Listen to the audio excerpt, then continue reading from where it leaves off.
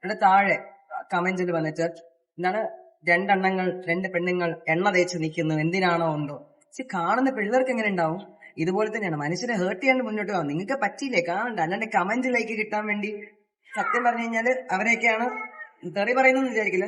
ഈ കമന്റോളികൾ ഇവിടെ നിർത്തണം. ലൈക്ക് അവന്മാർ അങ്ങനെ തന്നെ വിളിക്കണം. ബിക്കോസ് എനിക്ക് നല്ല ദേഷ്യമാണ്. I am against this thing. People should not hurt with their words.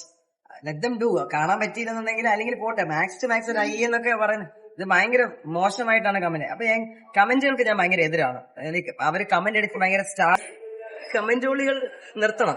Because ആൾക്കാരെ ഹേർട്ട് ചെയ്യാതേക്ക് മുന്നോട്ട് കൊണ്ടുപോകാൻ നോക്കുക. ഒന്നുമില്ല, സ്വന്തമായിട്ട് എന്തെങ്കിലുമൊക്കെ കമന്റ് കിട്ടുമ്പോൾ മനസ്സിലാവും. അല്ലാണ്ട് ചുമ്മാ ഈ കിടന്നുകൊണ്ട് കമന്റ് ചെയ്താൽ മാത്രം മതിയല്ലോ മാർഗം. അല്ലെങ്കിൽ മുഖത്തൊക്കെ പറയാനുള്ള ധൈര്യം കാണിക്കണം. ഒന്നുമില്ല. I am against this negative കമന്റോളികൾ. കൂടുതലും ഫേക്ക് അക്കൗണ്ടിനല്ലേ ഇതുപോലത്തെ കമന്റ്? അതന്നെ നട്ടില്ലാത്തവന്മാരെ എന്താ പറയാനാ, അസൂയ.